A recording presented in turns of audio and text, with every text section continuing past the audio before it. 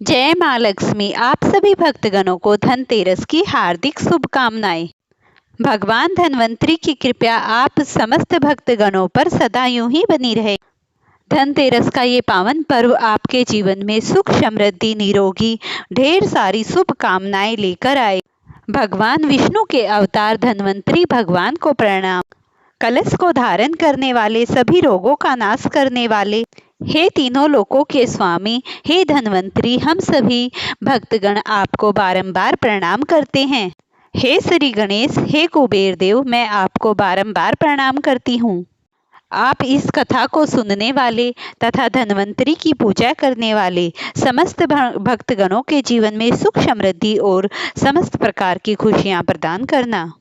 धनतेरस के दिन इस पौराणिक कथा को सुनने से पहले धन्वंतरी भगवान रोगों से मुक्ति और समस्त प्रकार की खुशियां प्रदान करते हैं तथा घर में 13 गुना सुख, समृद्धि की वृद्धि होती है। तो प्रिय भक्तों, अगर आपको भगवान धन्वंतरी की ये कथा पसंद आती है तो माता लक्ष्मी के निमित्त एक प्यारा सा कमेंट अवश्य ही करिएगा और वीडियो को लाइक तो जरूर करना। पूर्व काल की बात है। एक गांव था जिसमें एक सेठ जी अपने परिवार के साथ रहता था। सेठ जी के गांव के पास में शहर में बड़ा व्यापार था। सेठ जी गणेश जी की पूजा श्रद्धा एवं विश्वास से करते, जिससे सेठ जी के घर में अन्न धन के भंडार सदैव ही भरे रहते थे। उनके जीवन में किसी भी प्रकार की कोई कमी नहीं थी। नित्य प्रतिदिन नियम अनुसार रोज वो नदी पर नहाने जाते और आकर गणेश जी की पूजा करते, उन्हें भोग लगाते और फिर स्वयं भोजन करते थे। यह बात सेठानी जी को अच्छी नहीं लगती थी। वो धार्मिक नहीं थी और इधर वो इतना विश्वास नहीं रखती। एक बार सेठ जी ने सोचा कि यह इतना गणेश जी को मानते हैं, गणेश जी की पूजा करते हैं, इससे होता क्या है, आता तो देखती हूँ वो कैसे गणेश जी की पूजा करते हैं। अगले दिन जब सेठ जी नदी पर नहाने जाते हैं तो सेठानी जी गणेश जी की मूर्ति को उठाकर कपड़े से ढककर बगीचे में के बीच में दबा देती है। जब सेठ जी नदी पार करके नहाकर घर आते हैं तो आते देख गणेश जी की मूर्ति तो मंदिर में ही नहीं। तो सेठानी से पूछते हैं, गणेश जी की मूर्ति मंदिर में नहीं है, कहाँ गई? तो सेठानी जी बोलती हैं, मुझे नहीं मालूम। मूर्ति को मैं घर में बहुत ढूंढते हैं उस दिन, क्योंकि वो गणेश जी को भोग नहीं लगा पाए। इसके बाद सेठ जी ने अन्न जल का भी त्याग कर दिया। गणेश जी से प्रार्थना करने लगे, हे प्रभु, मुझे रुष्ट हो गए हो, मुझसे कहीं दूर चले गए, आप इतनी कृपया दृष्टि मुझ पर बरसाइए और मुझे दर्शन दीजिए। सेठ जी ने मन ही मन सोचा, अब से जब तक आप मुझे मिले नहीं जाते तब तक मुझे दर्शन नहीं दोगे, मैं अन्न जल का त्याग करता हूँ। उस दिन पूरा दिन निकल गया। रात्रि में सेठ जी ने प्रसन्न होकर उसे सौपन में कहा, तुम थोड़ी जमीन खोदो और कपड़े में लिपटे हुए गणेश जी की मूर्ति मिलती है। सेठ जी ने गणेश जी की मूर्ति की और यथास्थान स्थापित करते हुए सेठ जी पूछने पर सारा वृत्तांत उन्हें सच सच बताने लगी। और सेठानी कहने लगी, मैंने ही गणेश जी की मूर्ति को बगीचे में दबाया है। और इस तरीके से मन में श्रद्धा और विश्वास से गणेश जी भगवान की वह भी भक्त बन गई, क्योंकि उसे भी विश्वास हो गया कि गणेश जी तो सचमुच में जब मेरे पति को उसने दर्शन दे दिए प्रभु ने, तो मुझे भी अवश्य ही देंगे। इस तरीके से वह गणेश जी की पूरी श्रद्धा से फिर पूजा करने लगी और वह कहने लगी कि हे सेठ जी, मुझसे बहुत भारी अपराध हो गया है। अब हम दोनों पति पत्नी प्रेम सहित गणेश जी भगवान की आराधना करेंगे तथा उनकी पूजा में कभी कोई कमी नहीं आने देंगे। यह सुनकर सेठ जी अत्यंत प्रसन्न हो जाते हैं और दोनों पति पत्नी गणेश जी की भगवान को धन्यवाद करते हुए जय गणेश बोलो की गणेश जी की सदा हो। प्रभु आपकी अनुकंपा सेठानी की तरह सब पर बरसे। इस तरीके से दोनों गणेश जी की जय जयकार करने लगे और गणेश जी भगवान अति प्रसन्न हुए और उनके घर में सुख समृद्धियों के साथ एक सुंदर पुत्र की प्राप्ति भी हुई। प्रेम से बोलिए गणेश भगवान की जय हो। प्रिय भक्तों, अब आप धनतेरस की पौराणिक कथा सुनिए। प्रकृति जब भी चाहती है किसी के साथ कुछ भी कर सकती है, चाहे तो राजा को भिखारी और भिखारी को राजा बना देती है। ऐसे ही मेरे दादा की कही कहानियां एक गरीब किसान की भी कथा सुनाई, जिसके घर देवी लक्ष्मी 12 वर्षों तक भेष बदल कर रहने लगी, वह भी स्वयं भगवान विष्णु के श्राप के कारण। तब चलिए वह कहानी आज मैं सुनाती हूँ। मेरे दादा ने उस दिन जो कथा कथा सुनाई वह इस प्रकार है। एक बार इधर प्रकृति ने कुछ उलटफेर किया और उधर भगवान विष्णु ने धरती लोक में विचरण करने का निश्चय किया।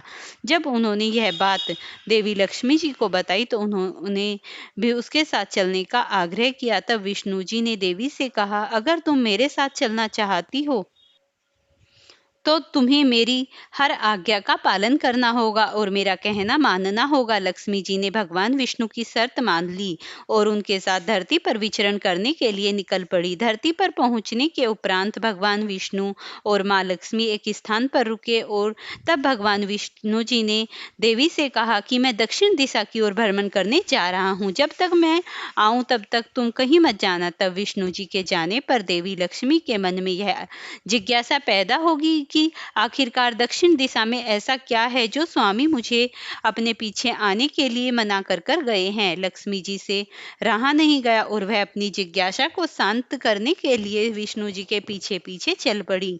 कुछ दूर जाने पर उन्होंने सरसों का एक खेत दिखाई पड़ा जिसमें सुंदर पीले फूल खिले थे। तब सरसों के फूलों की सुंदरता देखकर माता लक्ष्मी मंत्रमुग्ध हो गई और उन्हें तोड़कर माता अपने श्रृंगार करने लगी। इसके बाद थोड़ा और चलने पर उन्हें एक गन्ने का भी खेत दिखाई दिया जिसमें से माता लक्ष्मी जी ने गन्ने तोड़े और उनका रस पीने लगी। तभी उसी क्षण भगवान विष्णु जी वहां प्रकट हो गए।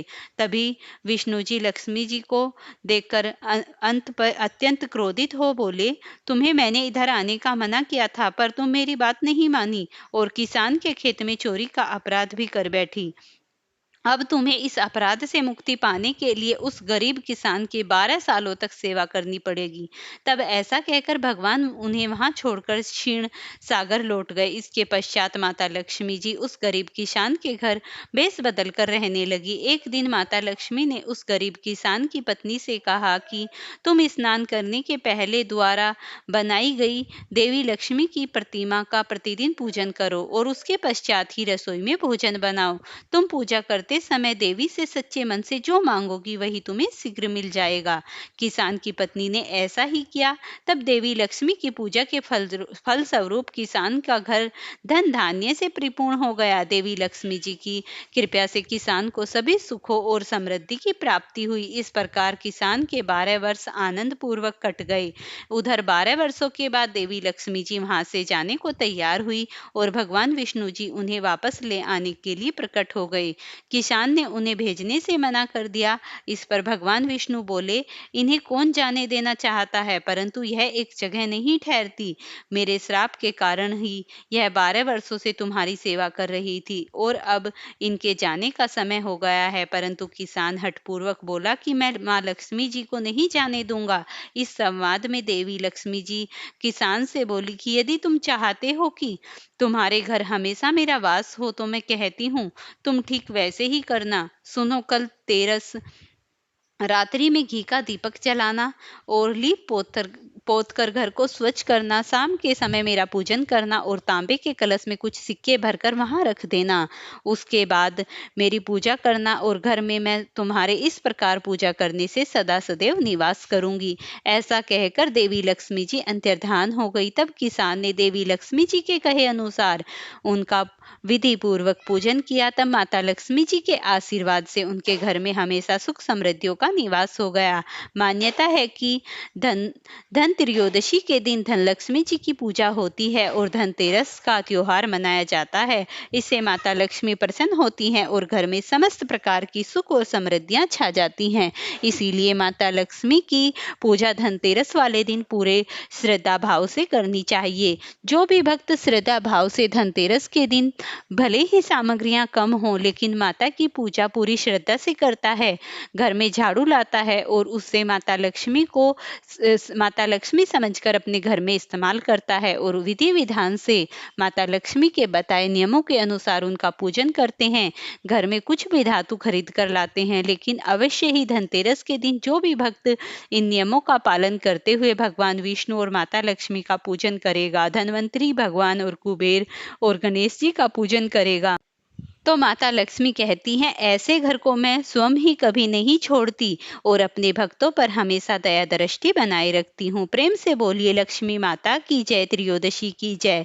प्रिय भक्तों, अगर आपको ये वीडियो पसंद आई हो तो इसे लाइक और शेयर करना। चैनल पर नए हैं तो चैनल को जरूर सब्सक्राइब करना और माता लक्ष्मी के निमित्त एक मुझे प्यारा सा कमेंट जय माता दी अवश्य ही लिखना।